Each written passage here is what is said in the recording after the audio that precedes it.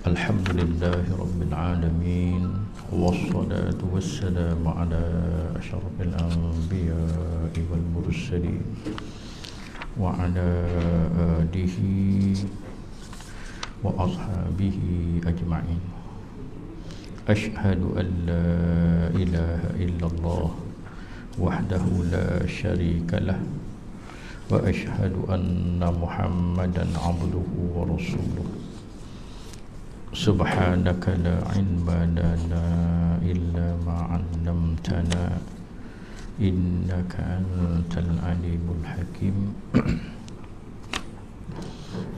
Rabbi shrah li sadri wa yassir li amri wahlul 'uqdatam min lisani yafqahu qawli wa hayyi' lana min amrina rashada. In uridu illa al-islah mastata'tu wa ma taufiqi illa billah, alaihi tawakkaltu wa ilaihi unib. Sadaqallahu azim.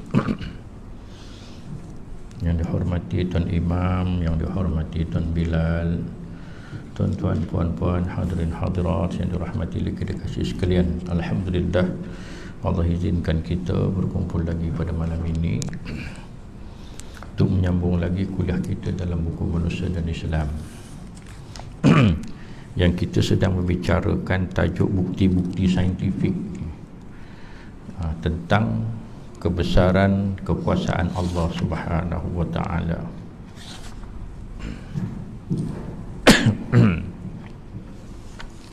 Kita dah bicarakan sebahagian daripadanya. Hari ini satu lagi fakta yang dia nak sebut. Dia kata sekarang marilah kita mempelajari hakikat ketiga. Yang kedua itu tentang alam. Yang pertama tentang kejadian manusia, iaitu kejadian siang, malam, matahari dan bulan yang disebutkan dengan begitu ringkas dalam Al-Quran tetapi tepat. Firman Allah, wa min ayatihi al-lailu wan-nahar wasyamsu wal-qamar la tasjudu lisyamsi wala lilqamari wasjudu lillahi alladhi khalaqahunna in kuntum iyyahu ta'budun. Dan di antara tanda-tanda kekuasaannya, yakni Allah, ialah malam dan siang serta matahari dan bulan. Dan sebaliknya hendaklah kamu sujud kepada Allah yang menjadikan mereka, kalau betullah kamu hanya menyembah dan beribadah kepada-Nya. Baik, apa dia kata? Malam siang terjadi daripada kesan bumi yang berpusing, dan pusingan itu adalah di antara tanda-tanda yang nyata yang membuktikan wujudnya Allah Subhanahu wa taala. Seterusnya, pusingan bumi itu sendiri memberi kesan yang besar terhadap kehidupan di bumi. Jikalau ia tidak berpusing dengan teratur, akan kosonglah laut dan sungai. Seterusnya, jika ia berpusing dengan lebih laju, tentulah rumah-rumah atau bangunan-bangunan akan berterbangan. Maka rosaklah sistem alam buana ini. Sebaliknya, jika ia berpusing dengan lebih lambat daripada keadaan yang ada, yang telah ditentukan Allah, maka penduduk-penduduk di bumi, sama ada manusia, haiwan dan tumbuh-tumbuhan, akan binasa kerana terlalu panas ataupun terlalu sejuk. Tuan-tuan, dia sebut sini siang dan malam itu berlaku kerana putaran bumi, ya. Itu kita tahu belaka tu pasal sekolah dulu belajar, ya. Cuma ada ustaz kata bumi ni rata, katanya. Tu letih juga sikitlah dengan ustaz macam tu, ya. Memang ada ayat Quran Allah mengatakan bahawa bumi ni sebagai hamparan, ya. Tapi itu kalau dikatakan bumi ni bulat pada masa tu, mungkin banyak orang reject, ya. Sebagai hamparan tu maknanya dia bulat, tetapi kita tidak melihat ianya bulat, kita rasa ianya rata, maka sesuailah disebut sebagai hamparan. Tak sesuai kata bumi ni sebenarnya bulat. Masa tu mana bulat-bulatnya, tak nampak dia bulat pun. Jadi masalah, ya. Tapi idaklah bumi ni hamparan. Ambillah, belajarlah sains sikit, Takkanlah teleskop ambil gambar tu, gambar bumi di angkasa tu tipu kan, dah bumi tu bulat-bulat nah. Jadi bumi ini berpusing, pusingannya itu menjadikan dia siang dan malam, ya. Dia berpusing dan dia tidak pernah berhenti berpusing. Kalau ikut kita punya faham lah, ya, benda pusing ni kalau tak ada benda musinnya dia berhenti. Pusing lah apa benda pun, seligat mana pun, kalau tak ada benda yang maintain bagi dia pusing, dia mesti berhenti. Satu ketika mesti berhenti, kan begitu. Yang boleh pusing tak berhenti sebab ada benda musinnya, elektriknya ke, ya, ada talinya ke, ada orangnya ke, ada lembu ke nariknya, ada dia pusing tu, tu. Ada angin niupnya, dia pusing tak berhenti. Kalau tidak dia akan berhenti. Tapi bumi tidak pernah berhenti. Siapa musim tu? Oh tuan-tuan, siapa lalu musimnya pun? Tak lalu. Satu yang simple, itulah dia kuasa Allah tuan-tuan, ya. Adalah malaikat yang menjaganya, yang diperintahkan menjaganya, maka dia membuat kerja dia begitulah adanya, ya. Dan satu lagi perkara yang kita kena takjub tuan-tuan, ya. Bumi ini dia bergerak mengelilingi matahari, ya. Matahari tengah dia pusing gitu, ya. Dia pusingnya laju tuan-tuan, ya. Tapi dikarenakan jaraknya jauh dan kita pun tak pernah rasa bumi ni bergerak pun, yang kita rasa kita je bergerak, ya. Jadi dia pusing laju. Benda berpusing ni tuan-tuan, kalau ikut hukum alam, ya, dia ada lajakan ataupun dipanggil inersia, ya. Inersia tu maknanya lajakan dia. Tuan-tuan pernah dengar satu cerita cukup popular, Initial D? Dengar? Kereta jenis Kona Melere tu, kan ada cerita tu, ya, yang hero je satu budak muda, bapaknya jual tahu. Rupanya bapaknya memang handai yang amat, turun dekat anak. Initial D tajuk dia. Initial tu itulah dianya, inisia, ya. Initial D, D tu maknanya drive, bukan drift. Oh sorry, ya. Initial D drift maknanya dia punya drift tu dia pakai initial, lajakan tu. Jadi bila benda berpusing ni dia ada inisia. Inisia dia ni tuan-tuan, kalau tak ada yang ikat dia akan terpelanting keluar, kan begitu, betul tak? Apa benda pusing pun dia akan terpelanting keluar, ya. Jadi bumi ni dengan matahari ni tuan-tuan, sepatutnya bila dia pusing matahari begitu, dia akan terpelantinglah keluar, termasuklah planet-planet lain tu, ya. Tetapi dalam ilmu fizik mengatakan bahawa dua benda yang berjisim mempunyai daya tarikan. Daya tarikan itu dipanggil graviti, ya. Graviti itu disimbolkan dengan huruf G besar, capital letter G, maknanya huruf G besar, ya. Dia sama juga dengan M1 dan M1 M2 per R. Dia ada formula macam tu. Nak pasal apa nak kira tu? Itu formula. Nak kira graviti tu kekuatan dia takat mana. R1 R2 tu dia punya radius, ya. Dia punya jejari dia, jarak dia itu. M itu jisim dua benda. Jadi bila dibahagikan benda tu, oh dapatlah kekuatan graviti. Tahukah tidak bumi dan matahari ni ada tarikan graviti? Dua benda yang berjisim ada daya tarikan. Seperti mana kita dengan bumi. Kita dengan bumi melekat sebab ada graviti. Kalau ikutkan peta Malaysia, semenanjung Malaysia berada di tepi bumi. Garisan khatulistiwa kan, tengah-tengah bumi tu, tepi betul. Kalau ikut kita berdiri semua condong belaka. Kalau ikut patut. Ya, tetapi dikarenakan graviti kita ditarik ke tengah bumi, maka kita tak rasa apa-apa pun. Bahkan kita baling batu ke atas jatuh ke bumi, kita kata jatuh ke bumi, hakikat sebenarnya baling batu tu ngalir ke tepi, dia patah balik ke situ. Gitu, ya. Ini jadi bumi dan matahari ini dia ada tarikan graviti. Bila ada tarikan graviti, sepatutnya bumi makin lama makin dekat ke matahari. Itu sepatutnya. Nampak? Tetapi dia tak berlaku begitu, sebab dia berpusing. Satu daya inersia menarik dia keluar, satu daya graviti menarik dia ke dalam. Maka graviti campur ini lawan dengan inersia, dia berpusing, dia tak lari daripada orbitnya. Ya.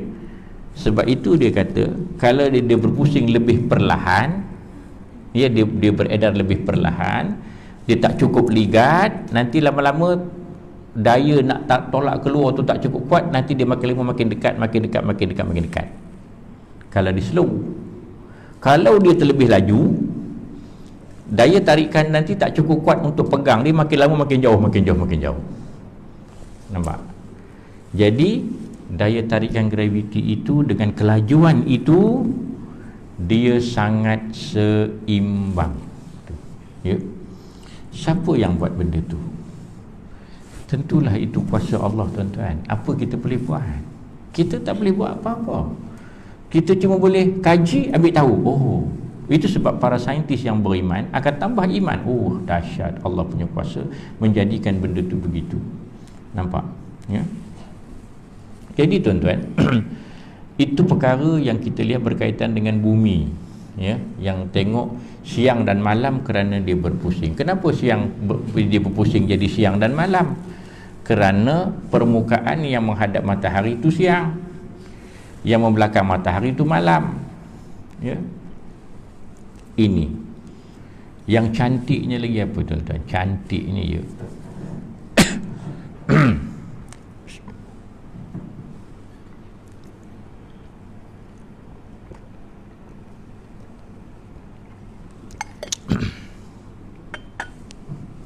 baik, pernah tak kita melihat gerhana bulan atau gerhana matahari?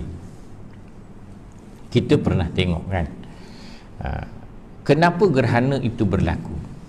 Gerhana itu berlaku kerana kalau gerhana bulan, maknanya bayang bumi jatuh di atas permukaan bulan, maka bulan jadi gelap pada masa yang sepatutnya dia terang. Tapi kerana bayang bumi jatuh hati, macam mana bayang bumi jatuh hati bulan? Matahari kat belakang, tembak bumi bayang kena pada bulan. Ataupun gerhana matahari, ya. Macam mana boleh jadi gerhana matahari? Sebab kebetulan pada masa itu antara bumi dengan matahari ni bulan duduk tengah-tengah. Jadi matahari itu terlindung kerana objek bulan. Okey, ya. Kerana bulan tadi terlindung matahari. Tuan-tuan, kita kata, oh biasalah fenomena alam dia akan jadi begitu, ya, walaupun itu sebenarnya adalah tanda kekuasaan Allah. Tetapi yang nak kita sebut di sini ialah, tuan-tuan perasan ke tidak, ya, cantik tak cantiknya kuasa Allah telah menetapkan apa? Bayang bumi kalau duduk atas bulan, ngam-ngam besar bulan. Nampak? Dia tak jadi besar sangat, tak jadi kecil sangat. Kalau bayang bumi jadi kecil, setengah-tengah bulan aja macam biji mata jadinya. Apa salah? Dia tak begitu. Bayang bumi ni ngam-ngam besar bulan. Ya, ini. Kebetulan pada masa yang sama, kalau bulan yang menutup matahari pun, objek bulan tu sama besar dengan matahari tu dalam pandangan mata kita di bumi. Kedudukan jarak tu ngam-ngam dengan besar. Tuan-tuan, cantik tak cantik Allah mencipta alam? Apa yang boleh kita buat? Kita tak boleh buat apa-apa. Kita hanya boleh mengkaji dan mengetahui sahaja benda itu, ya. Lepas kita tahu, itu je lah yang kita cerita, yang kita sembangkan, ya. Itu tentang susunan cakrawala ini. Jadi siang dan malam itu berlaku, kita rasa tak ada apa-apa, biasa je. Tuan-tuan, kalau tak berlakulah malam, lalu ke kita siang sepanjang masa? Ini pukul berapa? Kita kata ni pukul 10 pagi, 10 pagi, 12 tengah hari, 2 petang, pukul 6 petang, pukul 8 malam, pukul 10 malam, 12 malam. Kopi itu juga terangnya. Letih, kan? letih terpaksa setiap rumah dia ada kena bilik siang, bilik malam katanya. Ngapa bila nak tidur masuk bilik malam? Pasal bilik tu digelapkan dan disejukkan. Terpaksa dijadikan dia malam. Orang kaya lagi gamaknya rumah tu dibuatnya satu penutup gamak begitu. Macam bumbung dewan tu, dia sendiri ngejehnya bumbung dia. Bila sampai pukul 7 je, bumbung mula tutup, jadi gelap. Ini malam. Padahal kat luar terang amat ni. Tak keletih apa dia buatnya. Ya? Pasal apa? Pasal kalau dia sentiasa terang, tak mau gelap-gelap, orang letih. Ya? Atau malam tak siang-siang pun lagi susah. Ya? Bila malam tak siang-siang, makna matahari tidak ada, maka pokok-pokok tidak boleh berfotosintesis. Pokok-pokok tidak boleh buat makanan, maka akan matilah segala pokok-pokok yang ada. Nampak tuan-tuan? Ya? Tak maunya, dia mesti mau ada siang, ada malam. Siang waktu bekerja, malam waktu rehat. Pasal tubuh manusia memang perlukan rehat. Ya? Kerja terpaksa buat. Ada orang yang tak nak buat kerja tapi kaya je. Rasanya kalau kopi itu hidup nikmat pun tak ada kan. Siang malam pagi petang subuh senja goyang kaki kerja tapi duit berjuta-juta. Kan? Maknanya mula-mula dia rasa seronok, lama-lama dia rasa aduh saya nak buat apa mulalah dia mau apa-apa jadi kerja buatnya pasal dia tak ada kerja. Jadi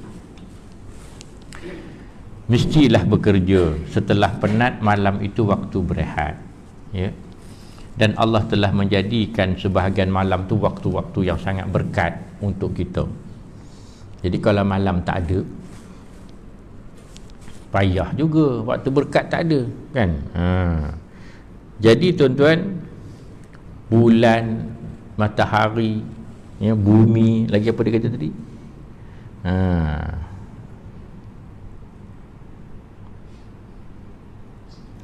Pusingan bumi itu memberi kesan besar terhadap kehidupan di bumi. Jikalau ia tidak berpusing dengan teratur, akan kosonglah laut dan sungai. Seterusnya, jika berpusing dengan lebih laju, tentulah rumah atau bangunan-bangunan akan berterbangan, maka rosaklah sistem alam buana ini. Sebaliknya, jika ia berpusing lebih lambat daripada keadaan yang ada, yang telah ditentukan Allah, maka penduduk bumi sama ada manusia dan haiwan dan tumbuh-tumbuhan akan berasa terlalu panas ataupun terlalu sejuk. Begitu ya. Yang ayat atas tadi katanya malam dan siang, matahari dan bulan ya. Ini. Baik. Kemudian matahari pula adalah tanda yang sangat besar tentang wujudnya Allah SWT, yang dia ditundukkan atau dimudahkan Allah untuk memberi tenaga kehidupan kepada semua benda-benda yang hidup di permukaan bumi, sama ada haiwan, manusia, tumbuhan dan sebagainya. Segala penghidupan di bumi tidak boleh hidup dengan bahan tenaga panas yang tersimpan di dalam perut bumi sahaja. Ya. Ini bermakna segala sesuatu yang hidup di atas bumi akan mati lantaran terlalu sejuk. Matahari telah membekalkan tenaga dengan kekuasaan Allah SWT dengan sukatan suhu tertentu, yakni tidak lebih dan tidak kurang, semuanya sesuai untuk kehidupan tumbuh-tumbuhan, haiwan-haiwan dan manusia. Ya. Nampak, dia kata kita tak boleh hidup hanya bergantung dengan kepanasan yang ada di perut bumi. Nampak, yang saya dah terangkan pada kuliah lepas kan, perut bumi itu sebenarnya dia adalah lava yang sangat panas ya, logam ini. Dan dia kata matahari telah membekalkan tenaga dengan kekuasaan Allah dengan sukatan suhu tertentu.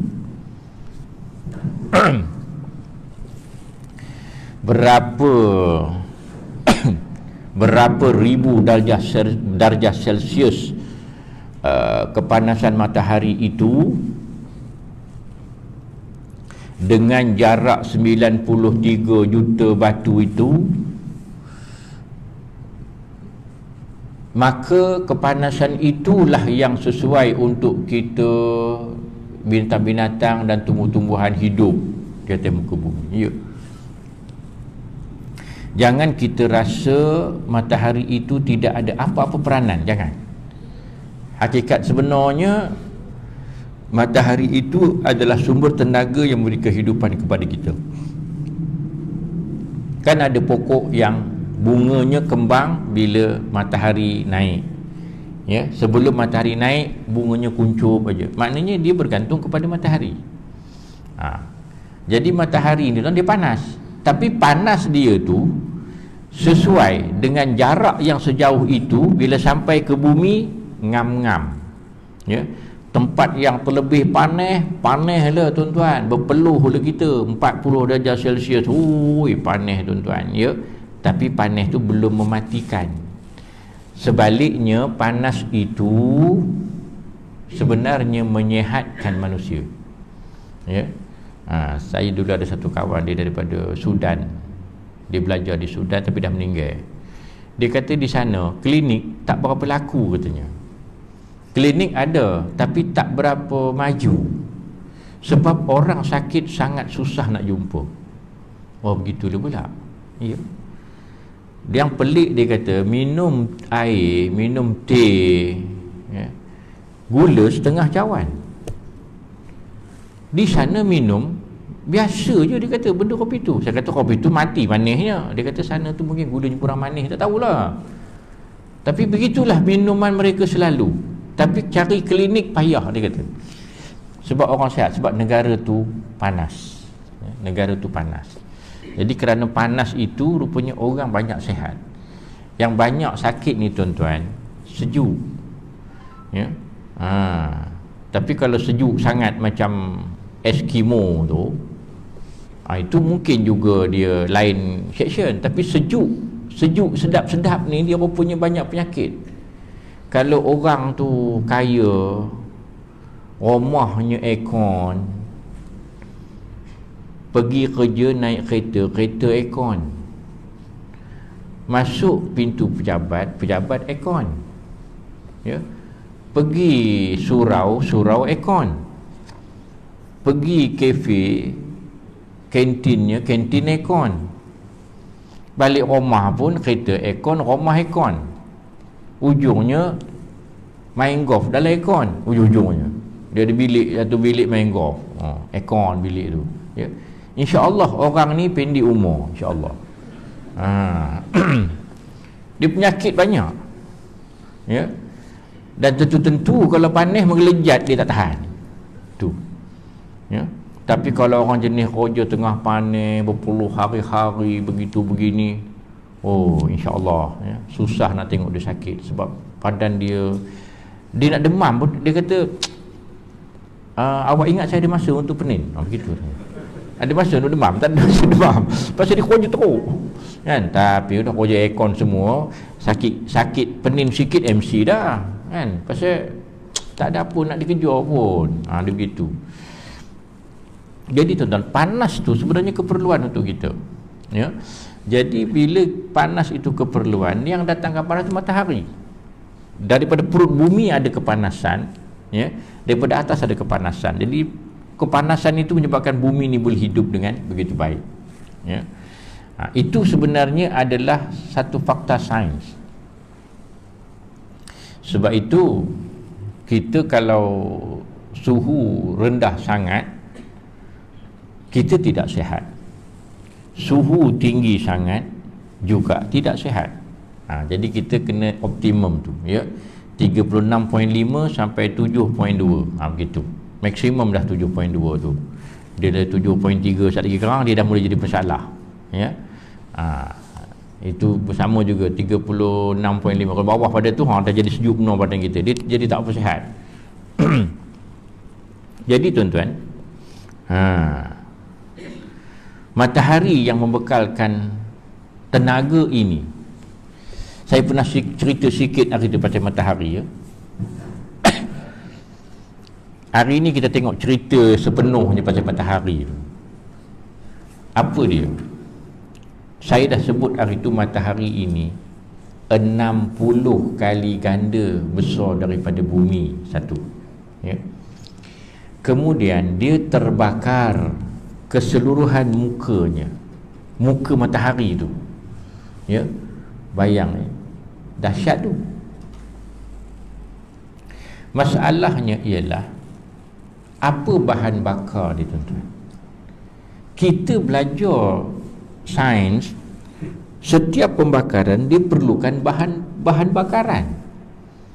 Keteh ke, kayu ke, minyak ke, gas ke, tak kira lah apa benda, batu besi ke kalau boleh terbakar, mesti ada benda untuk dibakar. Dia tak mahu tiba-tiba berapi. Dia silap mata boleh lah kan, silap mata ni dia ngarut belaka dia ni, benda pelik-pelik ngarut belaka. Tiba-tiba keluar api tak mahu, dia mesti ada benda bahan bakar. Kalau kita kata petik puk nyala, mesti ada gas. Gas tu tak nampak, apinya nampak. Ni matahari tu terbakar, apa sumber bakaran dia? Ada kayu ke? Khoteh tentulah tidak. Ada minyak ke? Ada gas ke di atas tu? Oh, gas lah kot. Baiklah gas. Mana datang gas? Tak habis ke gas ni? Kita yang korek gali gas daripada perut bumi, perut laut tu pun dia akan habis satu hari. Ini matahari tu, oi tuan-tuan, bukan sikit dia nak pakai, banyak. Bayang kalau besar 60 kali ganda bumi ni punya besar apinya, mestilah banyak bahan bakarnya. Apa bahan bakarnya? Macam mana dia terbakar itu dia tidak padam-padam? Macam mana boleh jadi begitu? Dan lagi satu tuan-tuan, benda ni kalau namanya terbakar, ya, apa benda pun kalau namanya terbakar, lama-lama dia akan habis hilang, terbakar jadi abu. Ya, itu sifat benda yang terbakar. Kayu ke, keteh ke, minyak ke, gas ke, apa ke benda saja terbakar, lama-lama dia akan habis. Itu sifat benda terbakar. Ya. Matahari itu dah berapa ribu tahun, juta tahun terbakar, ngapa dia tak habis-habis, tuan-tuan? Nampak? Kalau kita fikirkan begitu, oh, macam mana dia boleh menyala tanpa henti, tanpa terpadam? Tu kalau tanya siapa nyucuh, belum tanya siapa cucuh tu lagi tu. Start yang mula-mula siapa cucuh matahari tu. Nampak? Sedangkan matahari itu dia bukan berada di alam akhirat, tau. Alam akhirat, yes, dia satu alam lain yang memang dia punya produknya, bahan-bahannya tidak sama dengan dunia. Itu memang kita kena terima. Ya. Buah pisang yang di akhirat tu dengan buah pisang dunia ni, tuan-tuan, dia jauh mana bezanya. Tu tidak boleh diperbandingkan. Memang begitulah. Orangnya pun sama. Dunia ni, tuan-tuan, kepala terantuk pecah mati. Di akhirat empuk kepala ke batu berkecil berpuluh-puluh kali, cantum balik, tak mati-mati. Dia memang beza. Ya. Jadi tuan-tuan, produk akhirat tak apa, pelik. Tapi matahari ni produk dunia. Dia berada di alam yang kita duduk sekarang ini. Dia sepatutnya mesti mengikut SOP. Begitulah kan. Pasal apa? Pasal kamu duduk di dunia ni, kena ikut SOP dunia ni. Kamu nak menyala mesti kena ada bahan bakar. Lepas tu lama-lama kamu mesti jadi kecut, kecil. Lepas tu kamu mesti perlu ada oksigen. Oksigen ni pun tak tahu di mana datang oksigennya. Kalau kita ada, katalah bekas lebih kurang sebesar botol ini, ya, kosong, ya, kita nyalakan lilin, ada satu tupperware macam ni, kita tekup dia, ya, berapa saat lilin tu akan menyala? Dia tak akan menyala lebih daripada 10 saat. Dia akan padam. Mungkin 5 saat, 6 saat dia akan padam. Dengan api lilin sebesar itu, dengan oksigen sebanyak ini, dalam masa beberapa saat sahaja oksigen akan habis sebab digunakan untuk pembakaran itu. Besar lilin, tuan-tuan, dia makan oksigen. Matahari itu besar mana, banyak mana pakai oksigennya. Saya dah kata dengan tuan-tuan, di bumi ni oksigen kita di-recycle oleh tumbuh-tumbuhan yang berwarna hijau kerana proses fotosintesis ini. Di angkasa, di matahari tu mana pokok je, tak mandang kot. Nampak betapa takjubnya matahari itu. bila dia ada di alam dunia. Akhirat matahari sejengkal atas kepala. Tuan-tuan janganlah orang kata beria-ria mikir macam mana sejengkal atas kepala ni. Dia punya api saja sudah beratus kilometer panjang besarnya api, macam mana sejengkal atas kepala? Jangan tanya je. Kalau kita nak bayang kerja, lebih kurang duduk dalam oven lah kita ni. Oven api kat atas kepala. Betul-betul sejengkal berbaranya duduk bawah tu, ya. Peluh bukan lagi dah keluar, peluh memancut jadinya. Nak menyatakan begitulah siksaan. Tapi matahari ini matahari dunia ini.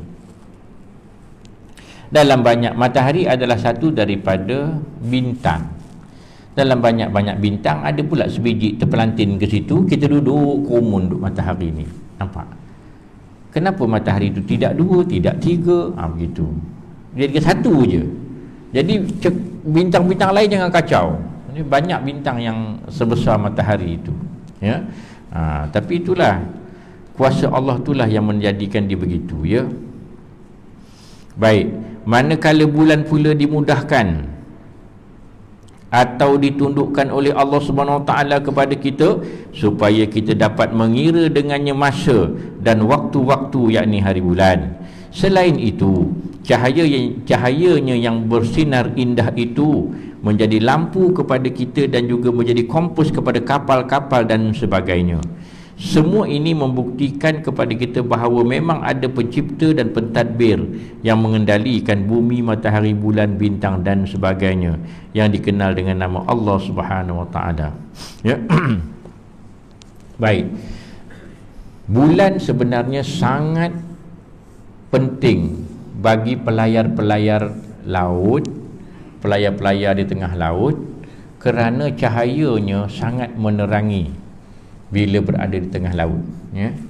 Kita sini tak berapa sangat rasa bulan tu membantu, sebab lampu lampi keliling kita penuh, ya.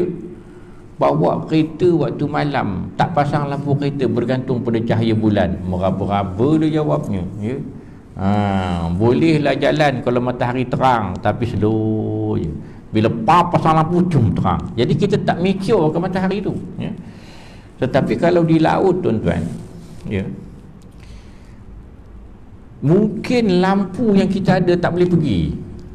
Dia tak boleh pergi seterang cahaya bulan yang menerangi laut yang jauh itu. Jadi perlu sangat kepada matahari, ya. Dan selain daripada itu, dia juga menjadi satu sukatan, ya. Sukatan untuk kita mengira hari. Kita tahu hari raya yang tepat kerana adanya bulan. Jadi kalau bulan tu tidak menunjukkan apa tu cahayanya, kita pun tak tahu juga nak ngira tu, ya? Tapi bila bulan ni dia tepat. Sebab tu saya suka hari bulan hijrah ni, pasal dia tepat, ya? Jadi tuan-tuan, bulan ni dia tak ada cahaya, tapi dia memantulkan cahaya daripada matahari. Kita tengok pun cantik. Dia mula bersabit sampai masa dia penuh, balik jadi sabit, ya.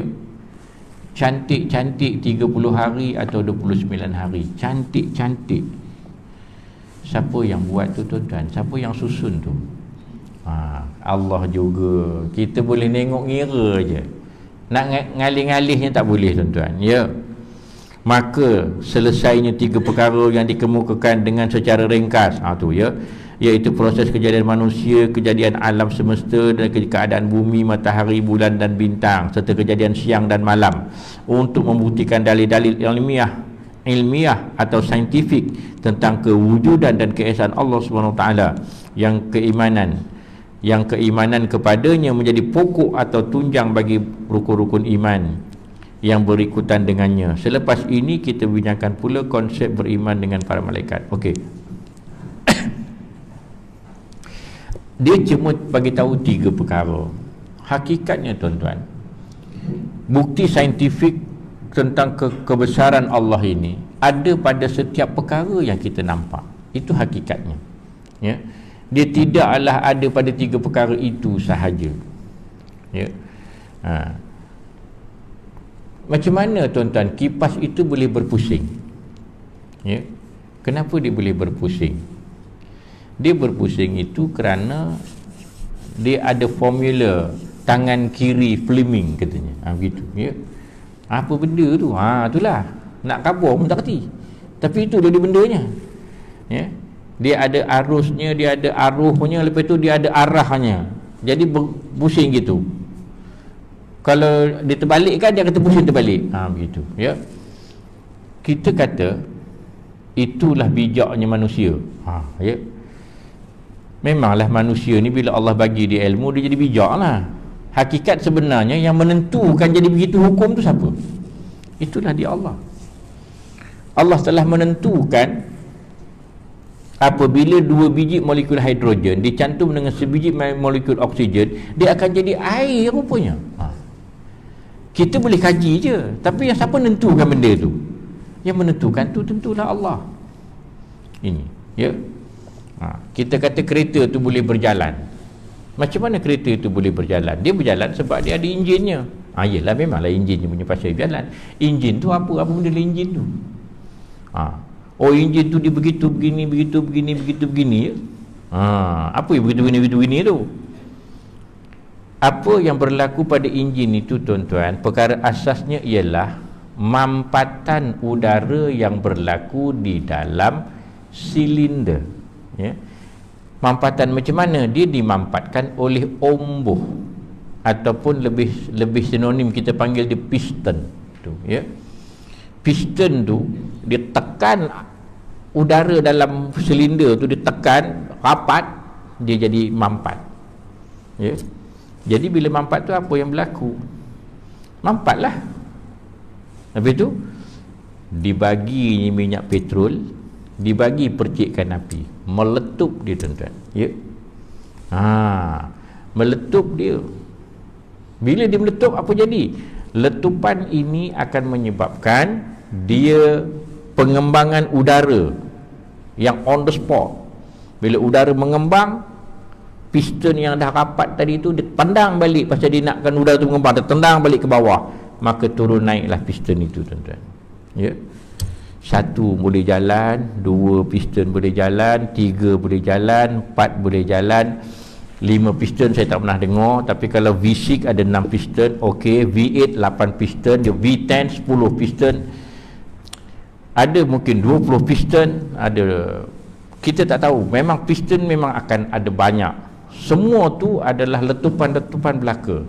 Dia itulah yang menggerakkan enjin, ya. Jadi tuan-tuan, kita buat benda tu kerana Allah telah tetapkan begitu. Ada benda yang bila dia terkena api dia terbakar, ya. Minyak gas terbakar, minyak diesel pun terbakar, minyak kelapa pun terbakar, spirit pun terbakar, alkohol pun terbakar, macam-macam benda terbakar, tuan-tuan. Tapi petrol, dia punya pembakaran tu sangat bagus, maka petrol lah sesuai dibuat begitu, ya.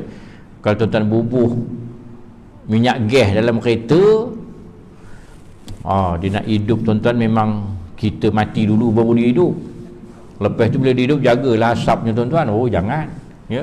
Dia memang minyak gas tu terbakar, tapi minyak gas ni kita orang tua je tahu, ramah budak tak tahu minyak gas ni. Jenis kaki meriam tahulah nyimpan kabat dalam minyak gas, kan. Orang berbaru tak tahunya. Tapi minyak gas tu memang dia terbakar juga, tapi dia tidak sekuat minyak petrol.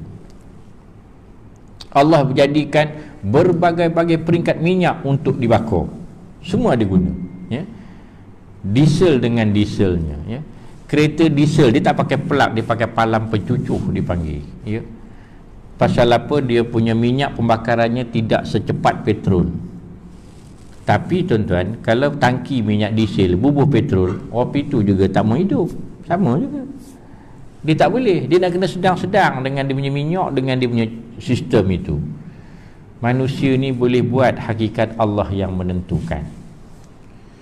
Banyak tuan-tuan. Kalau kita tengok dari segi tumbuh-tumbuhannya, kita tengok dari segi haiwannya, ya. Saya cerita pasal burot dulu macam mana, ya. Ini macam mana kucing itu, ya, dia boleh mengenal itu anak dia dengan cara bau kepada anak kucing itu, ya. Kalau anak kucing lain dia cium, dia tak tahu je, dia tak minat pun. Anak dia ambil berat. Maknanya baunya. Kalau terpisah lama, jumpa balik, perkara pertama dia akan buat, dia akan cium dulu.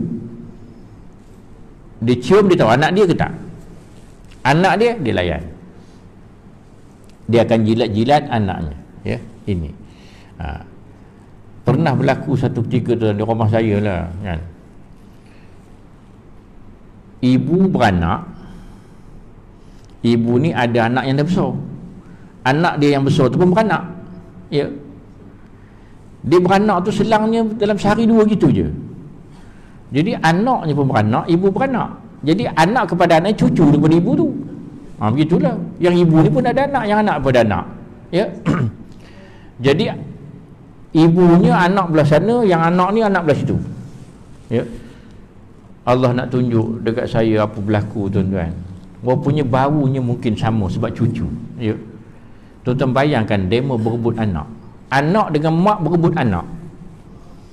Mak yang ngangkut anak kemari, sementaranya maknya pergi, anaknya pula ambil anak tu bawa ke sana. Dia ambil kemari, ujung penat duduk melepak. Mak duduk, anak pun nyandor ni, relax. Dah penat, sekali lagi dia bangun, tarik pula. Bila dia jemu tengok letih, dia duduk tengok je seekor duduk ngangkut. Kejap lagi dia pula ngangkutnya. Tuan-tuan, saya kata macam itu rupanya, pasal bau tu mungkin sama, ya. Tapi itulah cara mereka hidup, tuan-tuan.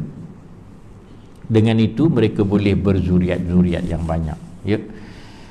Banyaklah kalau kita nak cerita macam mana anak penyu itu, dia boleh, semua anak boleh dieram oleh ibunya. Anak penyu dieram oleh pasir. Satu persoalan, mana penyu tahu benda apa itu? Mana dia tahu? Mana dia tahu dia nak bertelur, dia kena korek pasir tu seberapa dalam dia boleh. Dia bertelur lah beratus biji dalam tu, selambur je, kambui. Dia pergi ke laut, hidup mati hang punya pasal. Begitu. Nampak? Tapi dia tahu anak dia akan hidup. Maknanya unik juga. Kalau ayam, burung tak maunya, mesti dia duduk dekat telur dia tu, kan. Ular sama, dia akan jaga telur tu sampai dia lapar-lapar pun dia duduk kat telur dia tu. Dia tak akan pergi mana-mana. Penyu tak ada, tuan-tuan, ya. Itu pasal ikutlah resmi penyu, jangan ikut resmi ayam, kata dia. Ya, tu masalah bahaya tu, kan. Bertelur sebiji riuh sekampung, biar penyu punya bertelur beribu, tak siapa tahu. Rupanya ramai ikut resmi penyu dah, bila beranak je campak sana sini, jangan peduli pasal tu panggil penyu. Nampak? Dia bertelur, dia tinggal terus telur. Terus bila beranak tinggal anak. Jadi panggil penyu tu jadi bahaya di sana ni. Biar jadi ayam tak apa, biar beranak je sekampung buat kenduri akikah dan sebagainya, tak apa, puas hati, kan. Alah seorang aja pun, dia lah seorang tu lebih nak akikahnya, kan. Itu dah lebih kurang dah. Okey, tuan-tuan puan yang dirahmati Allah, nak menceritakan kesemuanya saya pun tak reti. Itu yang ianya, kan. Tapi tuan-tuan carilah tentang alam dan yakinlah bahawa setiap sesuatu tentang alam itu sebenarnya adalah kehendak dan kuasa Allah Subhanahu Wa Taala, ya. Maka dengan itu sepatutnya kita menjadi semakin beriman kepada Allah. Jadi tuan-tuan, begitulah. Tengok saja apa benda, lihatlah kebesaran Allah ada di situ, tanda kekuasaan Allah ada di situ, ya. Okey, tuan-tuan puan-puan yang dirahmati Allah, sekadar itu dulu untuk malam ini. Ada apa-apa soalan tak sebelum kita tangguhkan kuliah kita ni? Ya kak? Nak betul-betul tekak tu nak menanya ke? Biasa nak tanya kan. Nak menanya betul kan tekak lah. Tak ada ya? Kalau tak ada, tuan-tuan, ini ada hajat yang disebutkan tadi, ya. Mohon kesembuhan untuk Mariah binti Ahmad dan juga Zuraini binti Hasan, ya. saya tak pastilah tuan-tuan kenalkah tidak, mungkin ada sebahagian kenal, sebahagian tidak kenal. Dan mohon kesembuhan ni biasanya sakitlah, ya. Sebelum kita berdoa ni, kita ambil sedikit faham.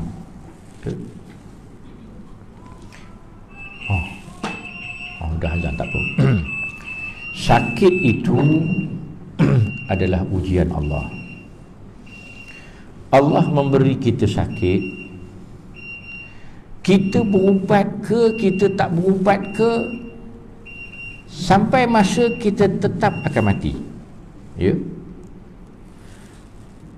Ada orang sakit berubat begitu hebat berubat, teruk dia berubat, sembuh, ya. Elok aja lepas 2 hari dia sembuh, dia berjalan accident, mati. Apa hasilnya dia berubat? Kalau kopi ni aku tahu baik, tak payah berubat, katanya. Pasal bila berubat sihat, dah mati juga. Ini yang berubat tak sembuh-sembuh, mati juga. Tuan-tuan, sakit itu adalah pemberian Allah sebagai ujian. Ketahuilah bahawa sembuh juga adalah ujian.